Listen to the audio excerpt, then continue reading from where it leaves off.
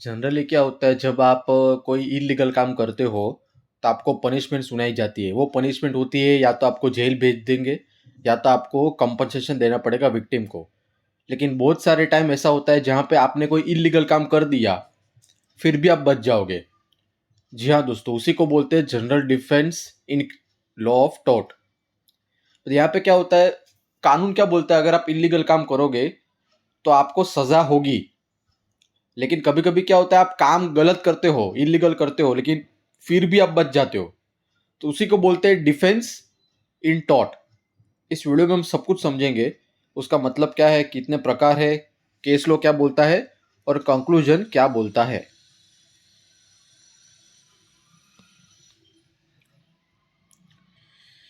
सबसे पहले बात करते हैं दोस्तों, डिफेंस का मतलब क्या होता है।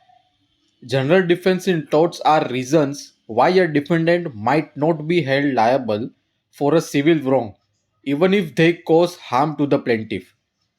They act like an exception that allows the defendant to escape some or all of the blame.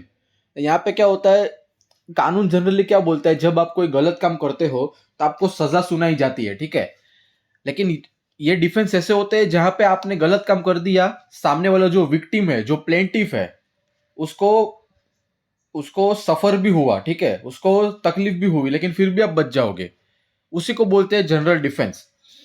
अब हम कितने प्रकार के जनरल डिफेंस होते हैं वो हम आगे समझेंगे। अब बात करते हैं टाइप्स ऑफ जनरल डिफेंस के बारे में। पहला है वॉलेंटी नॉन फिट इंजूरा। ये नाम में ही आंसर है दोस्तों, लेकिन मैं सबसे पहले पढ़ के बताता हूं। In a legal term that basically means you can't complain if you know the risk.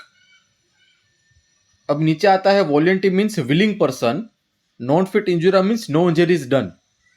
Put together it says if you are willingly agreed to something that might cause harm you can't sue for that specific harm। अभी यहाँ पे एक example देता हूँ, ये बहुत ही easy example है। यहाँ पे मैंने फुटबॉल का एग्जांपल दिया है आपको।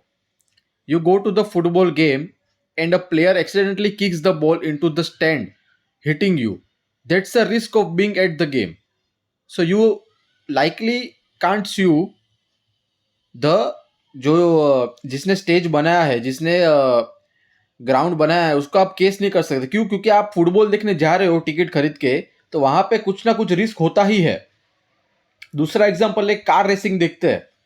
अगर आप कार की रेस देखने जाते हो तो वहां पे आप ऑडियंस में बैठे हो, अगर कोई गाड़ी का क्रैश हो जाता है, हो सकता है गाड़ी का कोई स्पेयर पार्ट उड़ के आपके चेहरे पे लग जाए या फिर सर पे लग जाए, या यहाँ तक कि कहीं की तो मौत भी हो जाती है, लेकिन फिर भी आप केस नहीं कर सकते। क्यों? क्योंकि वो एक इम्प्लाइड कंसर्न होता है दोस्तों।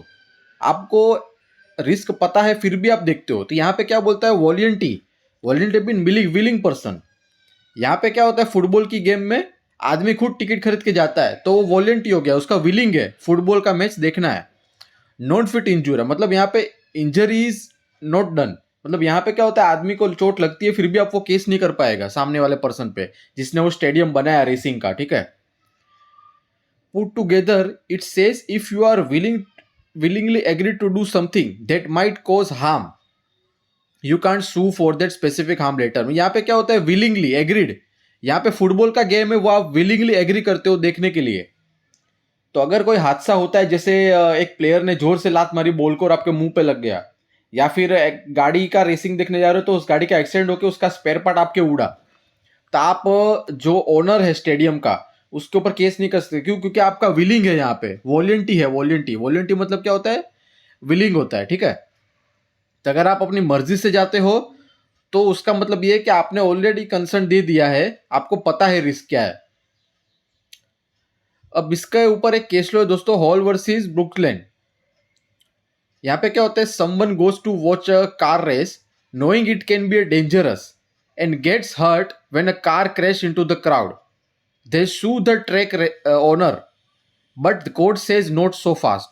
Here is why. Watching a car races comes with a certain amount of risk. Even though the accidents happen, it's not the race tracker's fault unless they did something really careless. They can't be expected to stop every single crash. यहाँ पे क्या होता है, देखिए दोस्तों, पहले मैंने आपको फुटबॉल वाला एग्जांपल दिया था। अगर आप अपनी मर्जी से टिकट खरीद के फुटबॉल देखने जाते हो तो अगर आपको बॉल लग जाती है तो आप उस पर स्टेडियम के जो ओनर है उसके ऊपर केस नहीं कर सकते। अभी और एक एग्जांपल है क्रिकेट का। अभी सीजन का बॉल होता है, वो कभी कभी सिक्स मारते हुए तो ऑडियंस पे गिरता है, तो आपको ध्यान रखना पड़ेगा कि बॉल आती है तो आप हट जाए, या तो आप ग्लव्स पहन के कैच कर ले बॉल को, अगर आप ऑडियंस में बैठे हो तो।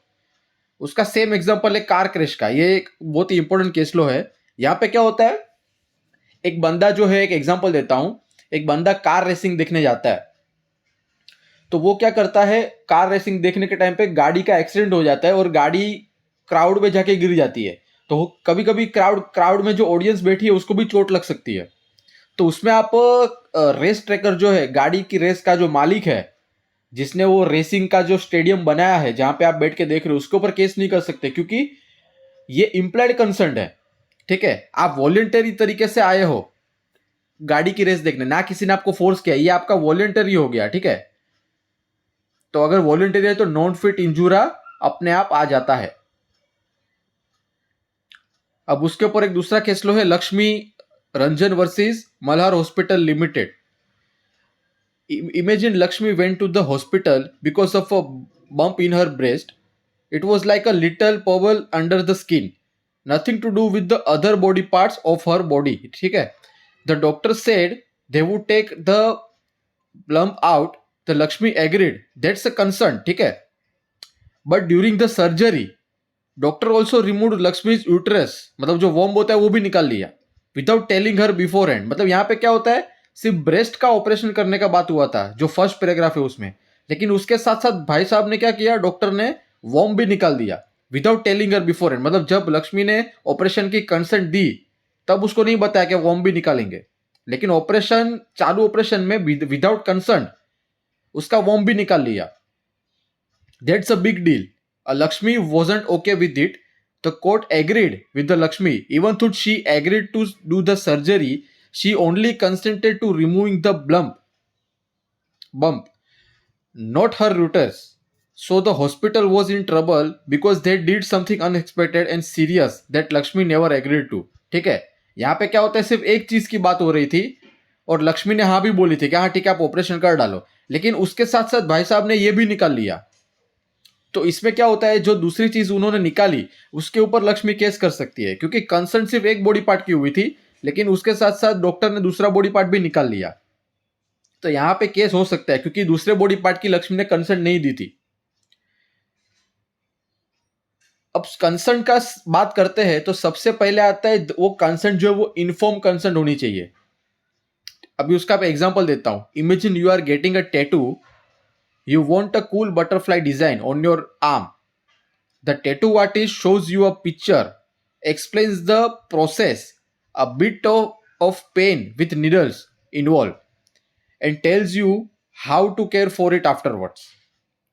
You understand everything and agrees to go ahead. That's a informed consent. Now, what if the tattoo artist start drawing a giant spider instead of butterfly? You never agreed to do that. Or what if they forgot to mention the possibility of allergic reaction? That is not informed consent. में यहाँ पे क्या होता है, एक आदमी जाता है दुकान पे टैटू बनाने के लिए, उसको हाथ में बटरफ्लाई चाहिए था। ठीक है, या तो कोई लड़की जाती उसको हाथ में बटरफ्लाई चाहिए था, तो लड़की ने बटरफ्लाई के लिए हाँ कर दिया, लेकिन जो टैटू आर्टिस्ट होता है वो बटरफ्लाई के बदले स्पाइडर बना देता है, तो स्पाइडर के लिए कंसर्ट नहीं दिया गया था। और टैटू आर्टिस्ट ने यह भी नहीं बोला कि जो सुई होती है वो जब शरीर के अंदर चुभती है तो एक दो दिन के बाद स्वेलिंग हो जाएगी, सूज जाएगा, तो उसके ऊपर आपको सेक करना है बर्फ से या कोई ट्यूब लगा के, जेली लगा के उसको शांत करना है।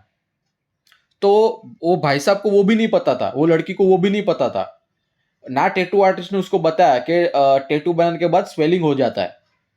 तो वो इन्फॉर्म कंसर्न नहीं है। अगर वो लड़की को सारी बात पहले से ही बताई जाती, जैसे सूज जाता है हाथ, बटरफ्लाई की जगह पे मैं स्पाइडर बनाता हूं, तो उसको इन्फॉर्म कंसेंट ही बोलते हैं। ठीक है, अगर यहाँ पे टैटू आर्टिस्ट वाला ये बात छुपाता है कि टैटू बनाने से सूजन आती है हाथ में एक दो दिन के लिए, अगर ये बात छुपाता है तो वो इन्फॉर्म कंसेंट नहीं माना जाएगा। इन्फॉर्म कंसेंट वही होता है जो काम आदमी करने जाता है उस काम के बारे में उसके फायदे नुकसान सब पता हो। अब यहाँ पे फायदा क्या है कि हाथ में बटरफ्लाई आएगा, लेकिन सूजन आएगी ये टैटू आर्टिस्ट ने नहीं बताया, तो ये इन्फॉर्म कंसेंट नहीं हुआ। Informed consent means you understand exactly what is going to happen and the potential risk involved before you agree to. मतलब यहाँ पे क्या होता है, अब वो लड़की ने बटरफ्लाई के लिए हाँ बोल दिया कि चलो मेरे को बटरफ्लाई करना है हाथ पे, लेकिन वो टैटू आर्टिस्ट ने ये नहीं बताया कि भाई टैटू बनाने के बाद सूजन आती है जो 1-2 दिन तक रहती है फिर चली जाएगी, और सूजन आने से आपको थोड़ा दर्द होगा। तो यहाँ और अगर ये बात टैटू आर्टिस्ट पहले नहीं बताता तो इन्फॉर्म कंसेंट नहीं होगी। क्यों? क्योंकि इसका एक नीचे मीनिंग दिया हूं अंडरलाइन किया हुआ। Inform consent means you understand exactly what is going to happen and the potential risk involve before you agree to. मतलब यहाँ पे अगर पहले वो लड़की को पता होता कि भाई सूजन आ जाएगी तो शायद वो टैटू के लिए हाँ ही नहीं बोलती। यहाँ पे टैटू आर्टिस्ट ने चीटिंग करके बात छुपा के उससे मंजूरी ले ली ताकि वो पैसा कमा सके। तो ऐसा नहीं चलता दोस्तों, सारी चीजें आपको पहले बतानी पड़ेगी कि भाई टैटू करने से सूजन आती है। In the case of Lakshmi Ranjan case, the doctor took away her uterus without explaining it beforehand. That wasn't informed consent and that's why court ruled in her favor. यहाँ पे चलो ये तो मैंने टैटू वाला एग्जांपल दिया, लेकिन ये जो लक्ष्मी वाला जो केस है ऊपर, लक्ष्मी रंजन, यहाँ पे सिर्फ एक बॉडी पार्ट की बात हुई थी जिसमें लक्ष्मी ने हाँ किया कहा था, मतलब उसने अपनी मंजूरी दी थी। लेकिन यहाँ पे एक बॉडी पार्ट के साथ डॉक्टर ने दूसरा बॉडी पार्ट भी निकाल लिया without her concern and without any reason. तो यहां पे लक्ष्मी के फेवर में जजमेंट आया था। कोर्ट ने लक्ष्मी को सपोर्ट दिया कि भाई डॉक्टर की लायबिलिटी बनती है। अब बात करते हैं concern should not be a forced concern. यहां पे क्या होता है, अब अभी यहां पे समझो ये टैटू आर्टिस्ट जो है वो लड़की के ऊपर बंदूक रख के नहीं बोल सकते भाई तू टैटू मेरे पास से ही करा। वो जो लड़की है वो खुद की मर्जी होनी चाहिए टैटू करवाना है कि नहीं करवाना है, ठीक है। या आप किसी पे फोर्स नहीं कर सकते कंसर्ट लेने के लिए।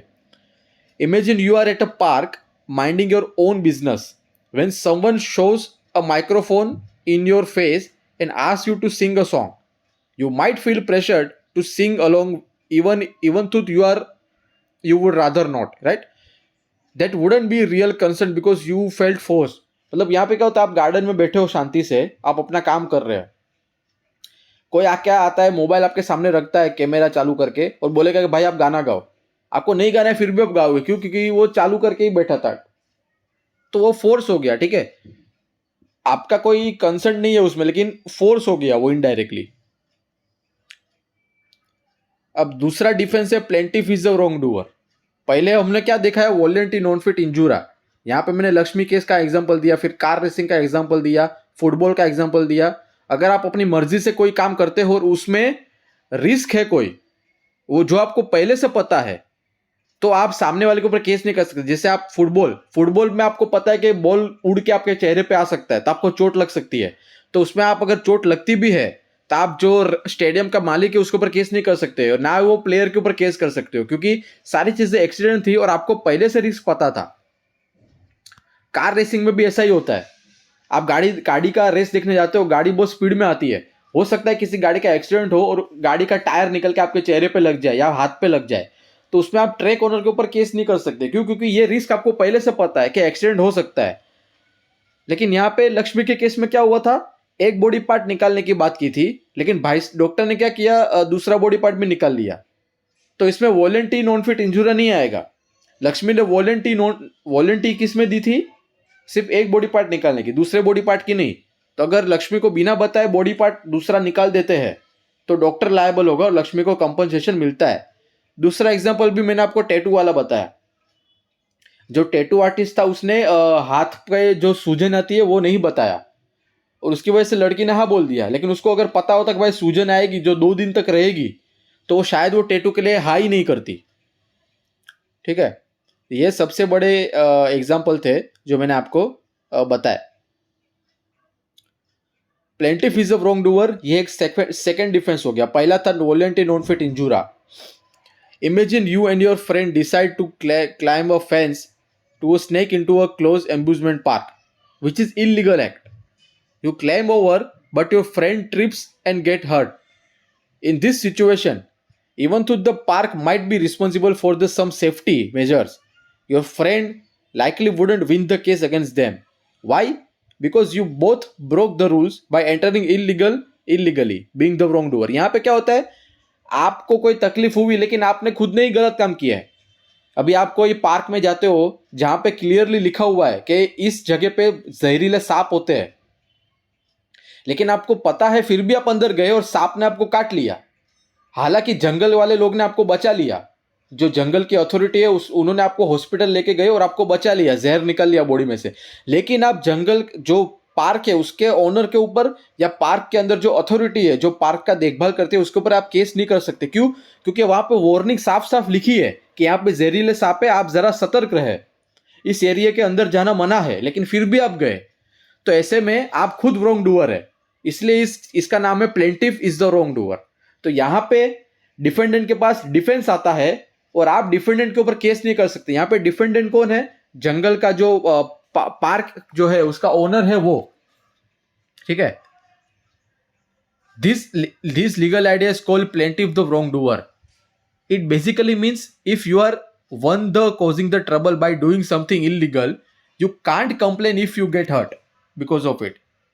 आप सांप के एरिया में जाते हो जहां पे आपको पता है कि यहाँ पे सांप है और जंगल वाले ने भी आपको मना किया, तो भाई जंगल अगर आप कोई पार्क में जाते हो तो वहां के जो लोग हैं, जो जंगल में अथॉरिटी है, वो लोग आपके पास आपके ऊपर हर समय ध्यान नहीं रख पाते। ठीक है, आपकी भी कोई जिम्मेदारी बनती है, लेकिन फिर भी आप अपने रिस्क पे जाते हो सांप के पास, तो सांप तो आपको काट ही लेगा।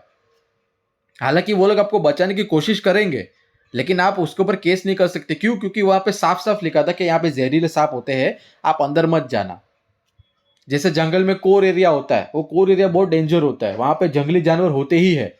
अगर आप अंदर जाते हो तो आपका बाहर आने का गारंटी कुछ भी नहीं होता। अगर आप आ जाते हो तो आपकी किस्मत अच्छी होगी। इसके ऊपर केस है बर्ड वाला case. Imagine Holbrook set some dangerous trap like spring gun in his garden but didn't put any sign to warn people. Mr. Bird, who wasn't supposed to be there anyway, trespasser, accidentally set off a trap and got hurt. यहाँ पे क्या होता है? यहाँ पे जंगल वाले ने साफ साफ लिखा था कि भाई यहाँ पे सांप है, लेकिन फिर भी आप जाते हो, तो ये आपकी गलती है। क्योंकि आपकी भी कोई जवाबदारी बनती है ना। जंगल वाले हमेशा आपके साथ नहीं रहते, वो आपको फ्री छोड़ देते भाई आप घूमो, नेचर का मजा लो। लेकिन आप सांप, वहां पे लिखा है सांप है, लेकिन फिर भी आप जाते हो, तो अगर वो काट लेता है तो आपकी गलती है, आप जंगल वाले के ऊपर केस नहीं कर सकते। लेकिन यहाँ पे क्या होता है, जो आदमी होता है उसने स्प्रिंग गन रखी थी कि कोई उसके एरिया में आता है तो उसको स्प्रिंग गन लगेगी, उसने कोई वार्निंग नहीं लिखी थी वहां पे। हालांकि दूसरा आदमी उसके एरिया में जाता है ट्रेसपास करके। ट्रेसपास पता है आपको? किसी के प्राइवेट जमीन पे आप इलीगली घुसते हो विदाउट परमिशन, तो वो बंदा ट्रेसपास करके अंदर जाता है, उसको स्प्रिंग गन लग जाती है, तो यहां पे वो डिफेंडेंट के ऊपर केस कर सकता है। क्यों? क्योंकि वहां पे कोई वार्निंग नहीं थी कि यहाँ पे स्प्रिंग गन है। यहाँ पे क्या था, सांप के बारे में वार्निंग दिया था जंगल वाले ने, क्या यहाँ पे सांप है आप मत जाओ, लेकिन फिर भी आप गए, तो यहाँ पे आप जंगल वाले के ऊपर केस नहीं कर सकते। लेकिन यहाँ पे क्या होता है, वो डिफेंडेंट के ऊपर केस करेगा क्योंकि उसने स्प्रिंग गन के बारे में कहीं पे भी कोई सूचना नहीं लगाई थी, ना कोई नोटिस लगाई थी कि ये एरिया डेंजर वाला है, यहाँ पे स्प्रिंग गन है। Even though Mr. Bird shouldn't have been on Brooks' property, the court decided Mr. Holbrook was still responsible for the injury. Why? Because the trap were hidden, dangerous, and Mr. Holbrook didn't warn anyone that they were there. Right? यहाँ पे क्या होता है, बंदूक के बारे में उसने कुछ बताया ही नहीं था, तो कोई अनजान आदमी उसके प्रॉपर्टी पे आ भी जाता है और उसको स्प्रिंग गन लग जाती है, तो वो उसके ऊपर केस कर सकता है क्योंकि स्प्रिंग गन जिसने लगाई थी उसने कोई वार्निंग नहीं दिया था।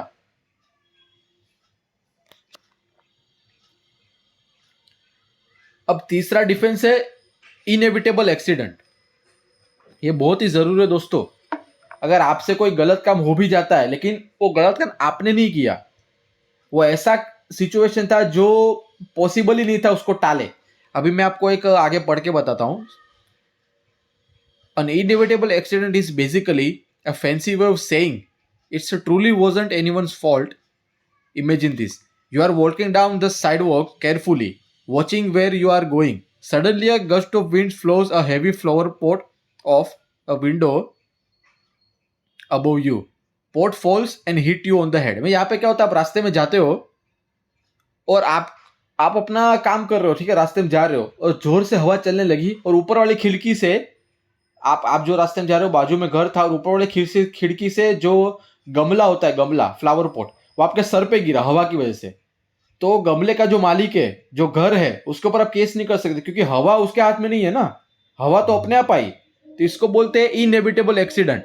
मतलब ये किसी का भी गलती नहीं है, वो बस सिचुएशन के ऊपर था और वो हो गया। That would be an inevitable accident. The wind was unexpected, you were being careful, and there was nothing above anyone could do to stop it. No blame, इसका जो मीनिंग है वो नो ब्लेम है, क्योंकि यहाँ पे क्या होता है, हवा अपने आप आई और पौधा का जो गमला है वजन वाला वो आपके सर पे अपने आप गिरा हवा की वजह से। तो इसमें जो गमले का जो मालिक है उसके ऊपर आप केस नहीं कर सकते, ये एक डिफेंस है। इसी को बोलते हैं जनरल डिफेंस इन टॉर्ट। पहला देखा वॉलंटरी नॉन फिट इंजुरा, अभी ये है inevitable accident. No blame, in an inevitable accident no one is really at fault. The defendant, the person who might be blamed, took all the reasonable care but accident still happened. यहाँ पे क्या होता है, उसने गमला संभल के ही रखा था, ऐसा रखा था कि वो किसी पे गिर ना जाए, लेकिन हवा इतनी जोर से आई कि आपके सर पे गिरा वो। ठीक है, यहाँ पे जो डिफेंडेंट था जिसका गमला था उसने बराबर ही गमला रखा था, लेकिन वो फिर भी हवा की वजह से आप पे गिरा, तो आप जो है वो उसके ऊपर केस नहीं कर सकते। क्यों? क्योंकि उसने सारी रीजनेबल केयर की थी, लेकिन फिर भी वो हादसा हो गया।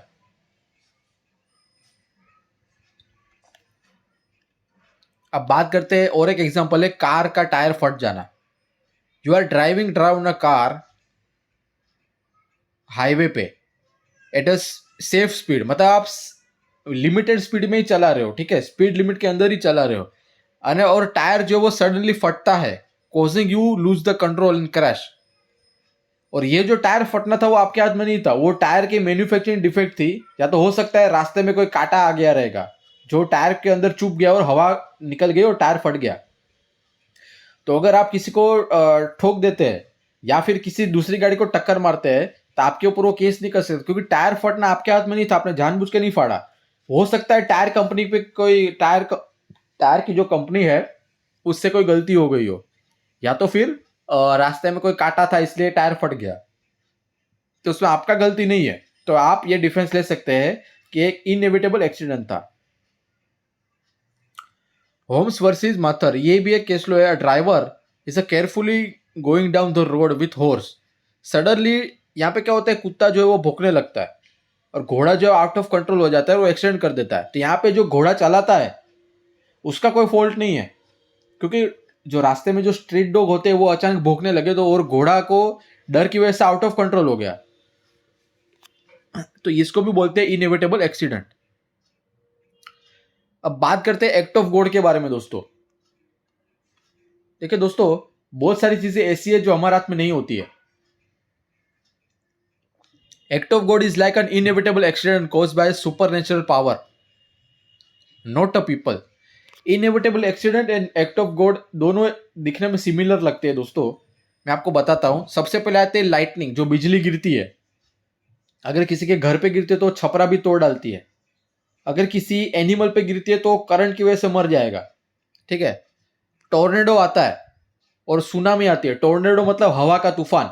हवा के तूफान में कभी कभी बाइक उड़ जाती है हवा में, बड़े बड़े पत्थर उड़ने लगते हैं, वो पत्थर आप पे गिर सकता है उड़ के, या तो फिर किसी की कभी कभी तो वो पूरा जो कच्चा घर होता है गाँव में वो पूरा घर तोड़ डालती है, क्योंकि टोर्नेडो बहुत पावरफुल होता है।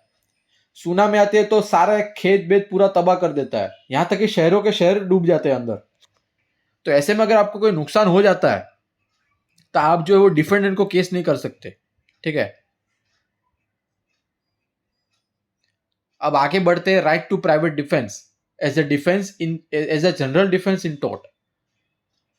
You can use some force to protect yourself और your stuff from being hurt और stolen, but there are limits. मतलब यहाँ पे क्या होता है, प्राइवेट डिफेंस में आप किसी को तकलीफ दे सकते हैं, ठीक है, लेकिन उसके भी एक तरीका होता है। आप कैसे भी किसी को भी नहीं मार सकते। उसका कंडीशन ये है कि the force you use must be reasonable and don't go overboard. There must be a real threat happening right now, nothing in the future. You can only use force if you can't escape and there is no one around to help. यहाँ पे क्या होता है, अभी समझो कोई बंदा आता है जो अनजान है और आपके सामने गन रखता है और आपके पास से पैसा मांगता है कि भाई मेरे को पैसा दो वरना मैं आपको मार डालूंगा। उसके हाथ में बंदूक है आपको डर लगा, आपको लगा कि वो सच में मार देगा, तो इसलिए आपने क्या किया, आपके घर पे कोई दूसरा बंदा होता है, वो पीछे से उसके सर पे मार देता है और वो शायद वो बंदा मर भी जाए या इंजर हो जाए, तो इसको बोलते हैं राइट टू प्राइवेट डिफेंस। एक सिंपल मैं एग्जांपल देता हूं, ऐसा जनरली होता नहीं है क्योंकि ऐसे हादसे बहुत ही कम होते हैं, लेकिन उसका एक रीजन होता है। आप राइट टू प्राइवेट डिफेंस हमेशा यूज नहीं कर सकते। आपको लगता है कि हाँ आपकी जान खतरे में है, या तो फिर आपका जो एसेट है या सामान है घर का वो खतरे में है, और आपको प्रेजेंट मोमेंट पे फियर होना चाहिए। जब वो बंदा बंदूक लेके आया तब आपको सच में लगना चाहिए कि वो मार देगा आपको, तब जाके आप राइट टू प्राइवेट डिफेंस कर सकते हैं, अदरवाइज नहीं कर सकते। आप फ्यूचर का मत सोचिए, आपको प्रेजेंट में देखना है। यहाँ पे जो दूसरा पॉइंट है, there must be a real threat happening right now, ठीक है। अगर उस मोमेंट पे आपको लगता है कि वो बंदा आपको मार देगा, तो आप राइट टू प्राइवेट डिफेंस ले सकते हैं, उसको आप मार भी सकते हो ताकि वो भाग जाए वहां से, और या तो फिर आप उसको पकड़ के रख सकते हो तब जब तक पुलिस नहीं आती। और वो फोर्स है वो रीजनेबल होना चाहिए, ऐसा नहीं कि आप उसको जान से ही मार दो। अगर मर भी जाता है तो आप डिफेंस ले सकते हैं, लेकिन उसको प्रूव करना पड़ता है, और तब तक आपको कोर्ट की भागदौड़ करनी पड़ेगी। और राइट टू प्राइवेट डिफेंस आप तभी लोगे जब आपके पास और कोई ऑप्शन ही नहीं है, आपके घर पे कोई बचाने वाला भी नहीं है आपको, ठीक है। अभी आगे बढ़ते हैं, mistake as a defence in टॉट, ठीक है। मिस्टेक ऑफ लॉ, देखिए दोस्तों, मिस्टेक का कॉन्सेप्ट आपको कहीं इजी लैंग्वेज में नहीं मिलेगा। ये पूरा वीडियो, मेरे चैनल पे सारे वीडियो बहुत ही इजी लैंग्वेज में है। अगर आप पहली बार लॉ पढ़ते हो फिर भी आपको याद रहेगा जिंदगी भर के लिए। और ये जो टॉपिक है, खास करके जो मिस्टेक वाला है, वो तो आपको कहीं इतना सिंपल नहीं मिलेगा। मैं आपको बताता हूँ, देखिए, mistake of law, not knowing the law is not excuse, you are suppose to know the law of your place you live in. यहाँ पे क्या होता है, आप जिस एरिया में रहते हो, जिस भी देश में रहते हो, वहां का कानून आपको पता होना चाहिए, ठीक है। अगर आप किसी का मर्डर करते हो और आपको लगा कि अरे बाप रे ये तो मर गया अभी, तो आपको सजा होगी, भले आपको पता नहीं था कि मर्डर जो है वो इलीगल है, क्योंकि कानून ऐसा बोलता है कि वो अज्यूम करता है कि सबको कानून पता है। अगर आपको ये नहीं पता था कि मर्डर करना इलीगल है, लेकिन फिर भी वो आपको सजा देगा क्योंकि आपने सच में मर्डर किया है। और दूसरा है mistake of fact, believing something that isn't true can sometimes be an excuse, but only if it's a reasonable mistake, it's a honest mistake, you really believed in it. It has to do with the facts of the situation, not the law. An example of mistake of fact, यहाँ पे क्या होता है, कभी कभी fact में गलत हो जाता है, तो उसमें आप कभी कभी एक्सक्यूज ले सकते हैं। अभी आगे क्या होता है, मैं आपका दो एग्जांपल देता हूँ। एक पहला एग्जांपल है स्वेटर वाला, और दूसरा है पॉकेट वाला, वॉलेट जो होता है ना, जो जेब में रखते हैं वो। पहला है स्वेटर वाला example, you are at a friend's house and it gets really chill. You see a sweater hanging on the back of the chair, looks exactly like yours. You borrowed it without asking, only to realize later at home that it's not yours. You immediately call your friend to return it. In this case, your mistake of fact, thinking it was your sweater, could be seen as a reasonable and honest. यहाँ पे क्या होता है, आप ये जो दोस्त था उसने गलती से अपने दूसरे दोस्त का स्वेटर घर पे लेके चला गया, उसको लगा कि वो उसका ही है क्योंकि सेम टू सेम दोनों के पास सेम स्वेटर था। तो वो जो जिसका स्वेटर उसने ले लिया वो उसके ऊपर केस नहीं कर सकता क्योंकि मिस्टेक ऑफ फैक्ट है ना, मिस्टेक ऑफ फैक्ट उसको कभी कभी चल जाता है। अब दूसरा एग्जाम्पल है वॉलेट वाला, you are walking down the street and find a wallet. आपने उसको ओपन किया, उसमें देखा कि उसमें जो आई कार्ड है वो किसी, समझो किसी ऐसा आदमी का है जो आपके बाजू में रहता है। आपको ऐसा लगा कि आपके बाजू वाला नेबर है, क्योंकि उसका नाम भी और पॉकेट वाले का नाम, दोनों का नाम सेम था। लेकिन जब वो नेबर के पास जाता है तब उसको पता चलता है कि भाई वो नाम सेम है लेकिन आदमी अलग अलग है। तो जब ओरिजिनल ओनर उस पॉकेट का ढूंढते ढूंढते आएगा तो वो उसके ऊपर केस नहीं कर सकता, क्यों? क्योंकि उसको सच में लगा था कि वो बाजू वाले का पर्स है, इसलिए वो रास्ते से उठा के अपने घर लेके चला गया बाजू वाले पड़ोसी को देने के लिए।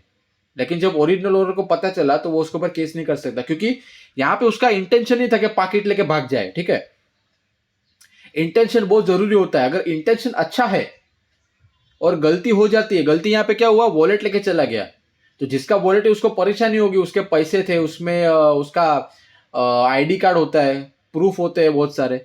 यहाँ पे पहला एग्जांपल है स्वेटर वाला, स्वेटर लेके चला गया वो, लेकिन उसको गलती से हो गया, उसको लगा कि भाई उसका स्वेटर है। दोनों स्वेटर दोनों के पास सेम स्वेटर था, सेम कंपनी, सेम कलर, सब सेम था, तो गलती से उठा के ले गया। तो ऐसे में ये एक डिफेंस बन जाता है कि आप जो है वो बच जाओगे, भले आपने गलत काम किया। यहाँ पे गलत काम क्या है, स्वेटर को लेके जाना।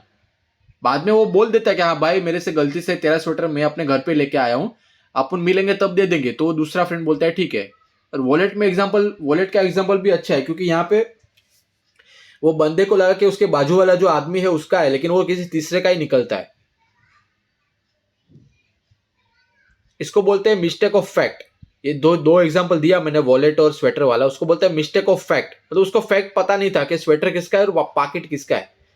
तो वो डिफेंस बन सकती है मिस्टेक ऑफ फैक्ट, लेकिन मिस्टेक ऑफ लॉ कभी एक्सक्यूज नहीं बन सकता। आपको कानून पता ही है, ऐसा गवर्नमेंट सोचती है। अगर आप किसी को मर्डर कर देते हो तो ऐसा नहीं कि आप बच जाओगे। अब आगे बढ़ते हैं, necessity as a general defence in टॉट। Imagine you are stuck in a fire, breaking a window which is illegal. To escape the flame is okay because harm getting burned is way bigger than a broken window. भाई यहाँ पे क्या होता है, आप किसी घर के अंदर फंस गए हैं और उस घर में आग लगी है। आपने क्या किया, उस आग के धुएं से और आग के जलने से बचने के लिए खिड़की का कांच तोड़ दिया और सबको खुद बाहर चले गए और बाकी लोग को भी बाहर निकाल लिया। तो यहाँ पे जो विक्टिम है उसका नुकसान क्या हुआ, घर का खिड़की का कांच टूट गया, अब उसको रिपेयर करने के लिए उसको खर्चा लगेगा, तो ये नुकसान है। लेकिन उसने जलने से लोगों को बचा लिया। अब जान से बढ़कर किसी चीज क्या हो सकती है, कुछ नहीं। तो उसमें अगर विक्टिम जो है वो डिफेंडेंट के ऊपर केस नहीं कर सकते। यहाँ पे विक्टिम कौन है, जिसका जिसका कांच टूटा, जिसकी खिड़की का कांच टूट गया, ठीक है, वो डिफेंडेंट के ऊपर केस नहीं कर सकता जिसने खिड़की तोड़ी, क्योंकि वो उसका इंटेंशन अच्छा था कि लोगों को बचा लूं मैं, ठीक है। That's a necessary defense. You can do something bad, like a break a law, to avoid something which is much worse. ठीक है, यहाँ पे क्या होता है, आग लगी थी तो जलने से अच्छा यही कि भाई खिड़की का कांच तोड़ दो ताकि धुआं बाहर चला जाए और सफोकेशन से लोग मर ना जाए। कांच टूटा वो छोटा नुकसान है, लेकिन जान बच गई। अगर जान चली जाती तो वो बड़ा नुकसान होता। तो बड़ा नुकसान होने से अच्छा है कि छोटा नुकसान हो, ठीक है। जान बचाने के लिए उसने खिड़की तोड़ दी। इसका और एक एग्जांपल देता हूं। आप शिप के अंदर जाते हो और बीच समुद्र में जाने के बाद तूफान आता है पानी का, और शिप जो है वो हिलने लगती है, और कप्तान को ऐसा डर लगा कि शिप जो है वो पलटी हो जाएगी और डूब जाएगी। तो उसने क्या किया, शिप के अंदर जो सामान है, जो भारी सामान था, वो सारा समुद्र में फेंक दिया ताकि वजन हल्का हो जाए और शिप डूबने से बच जाए। तो ऐसे में जो कस्टमर है, जो पैसेंजर है, जिसका सामान का नुकसान हुआ, वो कप्तान के ऊपर केस नहीं कर सकते। क्यों? क्योंकि ये मजबूरी थी कप्तान की, शिप को बचाने के लिए और लोगों को जान बचाने के लिए उन्होंने सामान जो है वो दरिया के अंदर फेंक दिया। That's a necessary defence. You can do something bad to avoid the worst situation. You take your neighbours car illegal to rush an injured person to the hospital. यहाँ पे क्या होता है, आप अपनी पड़ोसी की गाड़ी लेके जाते हो बिना उसकी परमिशन के, लेकिन आपने गाड़ी क्यों ली? आपने किसी को देखा कि उसका एक्सीडेंट हो गया है, उसको हॉस्पिटल लेके जाने का है, तो नेबर को भी प्रॉब्लम नहीं होगी, ठीक है। वो भी केस नहीं कर सकता। अगर केस करता भी है तो वो एक्सेप्ट ही नहीं होगा, क्योंकि आपका इंटेंशन गाड़ी चोरी करने का नहीं था। आपका इंटेंशन क्या था, गाड़ी को यूज करके किसी तीसरे बंदे को हॉस्पिटल में लेके जाना है जिसको जरूरत है। You borrow money without asking which is illegal to buy food for your family. अगर भूख से मरने से अच्छा है कि भाई पैसा ही ले ले, भले बिना पूछे। हालांकि वो गलत है, लेकिन कैसा है, उसकी मजबूरी है पैसे लेने की, ठीक है। Only works when there is a emergency, there is no other choice. और अगर जो नुकसान है वो पहले नुकसान से ज्यादा हो जाएगा। ये सब चीज आप कब कर सकते हो, जैसे आग में खिड़की को तोड़ देना, तूफान आने के ऊपर शिप का जो सामान है वो नीचे फेंक देना, और आप अपने पड़ोसी की गाड़ी लेके जाते हो पैसेंजर किसी कस्टमर किसी को बचाने के लिए, हॉस्पिटल में लेके जाने के लिए। ये आप तब कर सकते हो जब वो इमरजेंसी हो, ठीक है। It's a real emergency. आपके पास कोई ऑप्शन नहीं था। अगर वो गाड़ी लेके नहीं जाता बिना पूछे तो हो सकता है वो बंदा मर जाए। अगर खिड़की का कांच नहीं तोड़ता तो हो सकता है लोग आग की वजह से मर जाए, सफोकेशन की वजह से। खिड़की का कांच तोड़ दो तो आप खिड़की से बाहर भी आ सकते हो, राइट। तो ऐसी चीज है, हर चीज का एक वजह होती है और उसके कारण भी होना चाहिए आपके पास। अब उसका एक केस लो है दोस्तों, कार्टर वाला, या तो आप इसको थॉमस के नाम से जान सकते हो। 1935 का केस है।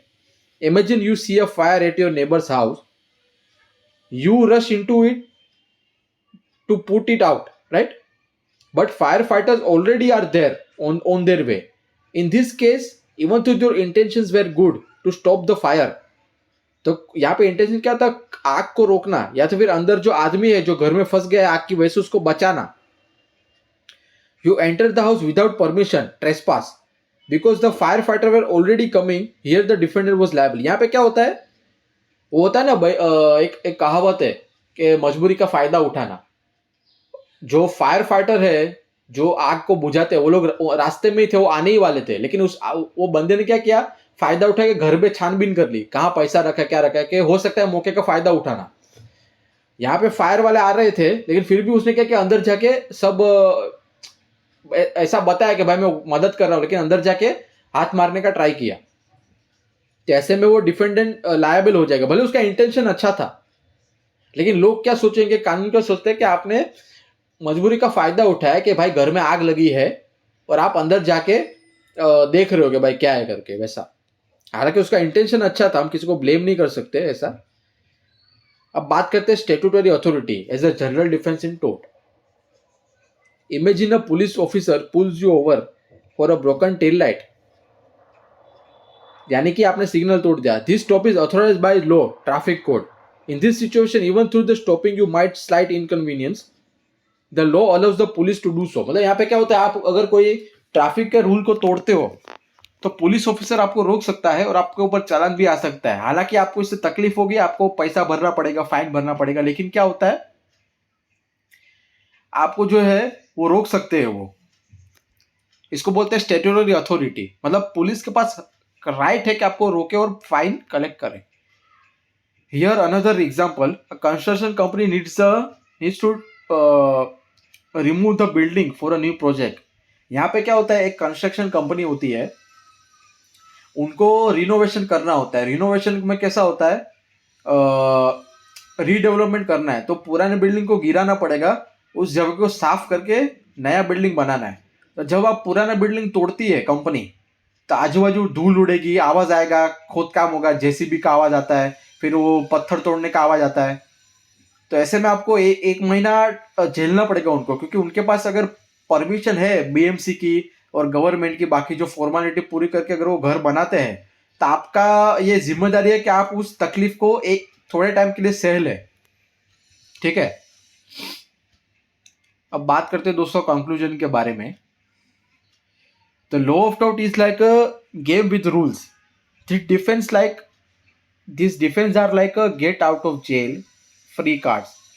They can help you avoid being blamed if something goes wrong, but only if you qualify. They make sure the blame falls on the right person and keeps the things fair. Remember, these cards don't always works.